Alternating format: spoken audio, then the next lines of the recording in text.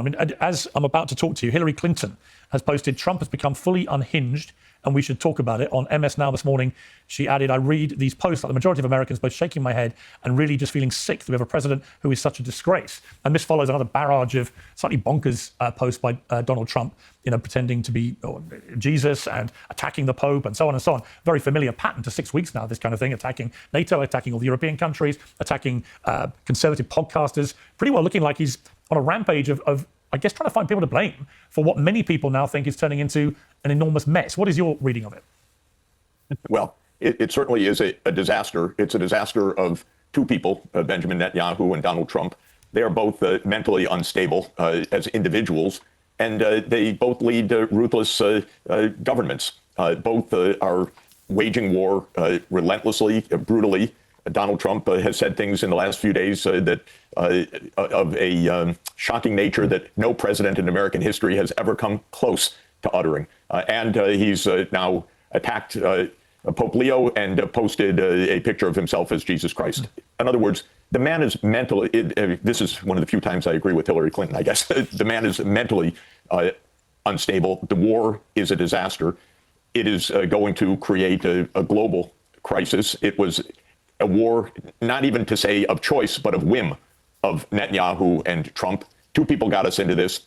It's a measure of how completely deinstitutionalized the United States government is, that this is basically a war chosen by one person with a sycophantic Secretary of Defense, all the rest of his tiny inside team going along, but knowing that this is tragic and farcical is the word that one of the insiders used.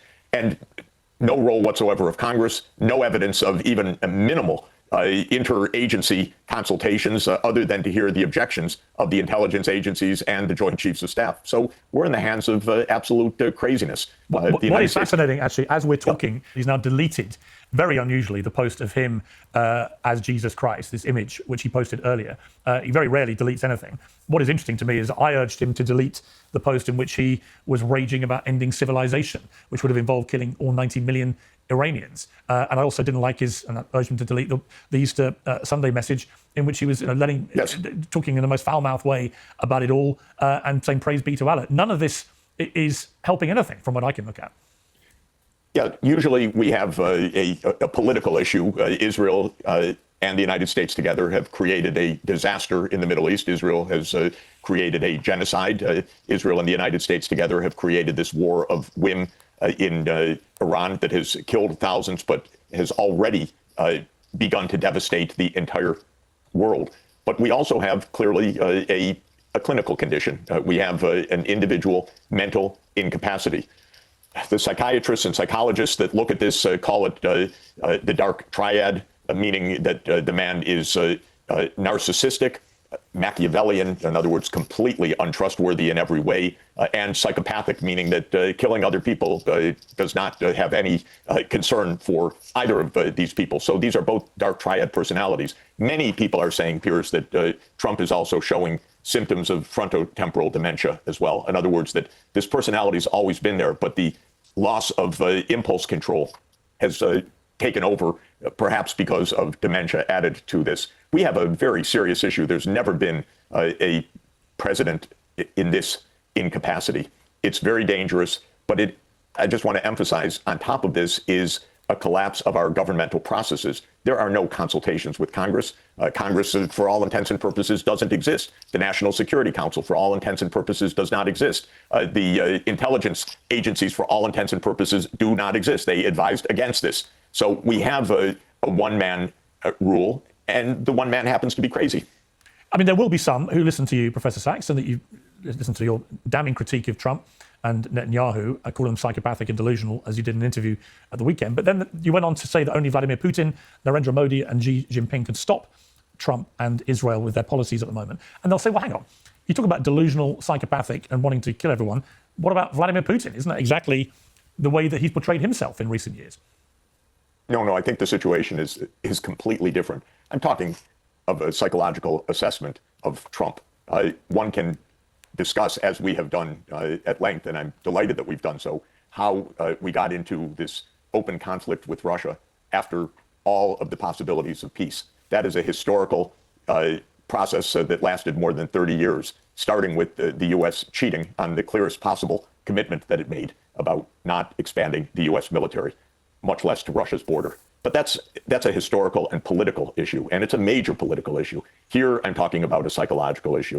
We have not seen any of those three leaders post themselves as Jesus Christ, take on the Pope, say that they're going to destroy a civilization by evening, or use the language that we can't even use, Piers, or maybe we can use. I don't know if we're allowed to say, close the fucking strait, you crazy bastards, which the President of the United States wrote on Easter morning. This is something we should understand as being different. This is something absolutely distressing, because when we also understand the account of how these decisions have been made, they have been made by one person. Is it not true that on that point, Yes. I mean, there's going to be a lot of debate, obviously, after what Hillary Clinton has said. Now, there's going to be a lot of debate about whether Trump is suffering some kind of cognitive issues, and that will be what it is. We'll see how that plays out. Yeah. But is there, when you look at what Trump has done with Iran, I mean, I think I'm right in saying, I'm sure you'll know the answer to this, but since World War II, I don't think any American president has sought congressional approval for any military action, because they've never couched it as war. They've always couched it as a military action or whatever, which means they don't need to actually get pre-congressional approval. Is that the case? Well, just to say, we've had a huge deterioration of our democracy since 1947, when the CIA was established under the National Security Act. So I won't argue with you there. There have been many attempts to go to Congress and to go to the United Nations for approval, sometimes disregarded in the end, sometimes Congress has voted approval, like the infamous Gulf of Tonkin resolution, in which Congress authorized the use of force in Vietnam on false pretenses. And similarly, after 9/11, there was a congressional authorization of the use of force. But we've never had a process as deinstitutionalized as the one we have right now, where we basically, even the deep state, let's put it that way, the CIA, the Joint Chiefs of Staff, the Armed Services Committees of Congress, they're not part of this decision making. We know actually the kind of tick-tock of how this war took place, because of an unusually clear and explicit inside account that the New York Times reported a few days ago. This was basically Netanyahu spinning a crazy story to Trump, and Trump buying it, while the rest of the room was saying, "Are you kidding? This is farcical." But this man, I'm sorry, I don't know how well you know him or not, and I apologize, but I observe him. I don't know him, but he's not very smart. This man is not knowledgeable. Well, it's interesting. I mean, I've known Trump 20 years. I would say he has actually pretty good gut instinct normally, which is not necessarily the normal political smarts or huge intellect or those things, but that his gut instincts have actually often been quite good. What was striking about the New York Times piece was that everybody else's gut instinct was that the sequence of events that Netanyahu and the head of Mossad were laying out as what would happen if the Americans came in with the Israelis to attack Iran, was the Ayatollah would go, the IRGC would start to collapse, the people would rise up, and they'd all be so distracted that no one would pay any attention to the Strait of Hormuz. And only the top bit of that happened. So yes, they took out the supreme leader, but the rest of this did not happen. The IRGC remains firmly in charge. The people have not risen up, and the Strait of Hormuz has become an enormous economic battering ram where Iran's found out it can hold the world to ransom. And we're now in the kind of utterly perverse place where, having said that he would blow up the whole of civilization in Iran, so 90 million people, if they didn't open the Strait of Hormuz, he is the one now launching a blockade of the Strait of Hormuz. A blockade of a blockade. Right. So you literally, yes. I mean, I just scratched my head. Just finally, Jeffrey, before we let you go, the Hungarian Prime Minister Viktor Orban has just seen his 16-year rule ended. Peter Magyar, once a staunch loyalist of his Tisza party, won Sunday's parliamentary election by a landslide. People are seeing it as a significant bellwether for MAGA, because Orban's concept of illiberal democracy and his focus on Christian liberty and anti-immigration policies made him a hero to MAGA activists. And of course, for one of the reasons Donald Trump sent J.D. Vance to try and save him at the ballot box, which was unsuccessful. I know you've praised the Hungarian government's stance on the war in Ukraine, specifically its push for peace negotiations and opposition to escalating the conflict. But is there a bigger sort of signal being sent here by what the Hungarian electorate has done? You've seen a rise of authoritarian leaders around the world since Trump won the election in 2016. Is this the beginning of the reversal of that, do you think? I don't think so. I think what we have is people everywhere in Europe and in the United States are very unhappy. So approval ratings of our politicians are absolutely at the bottom. This is true in the UK. It's true across Europe. In just about every country, it's true for Trump. These politicians will lose at each election. This is what's going to happen right now. None of them is listening to the common sense of the public. Stay out of the damn wars. attend to our problems, which are very real, stop this escalation towards World War III. And Macron, Merz, Trump, Starmer, none of them is going to face an electorate successfully because they're all unpopular. And in the case of Hungary, it's quite clear. Orban was in a very long time.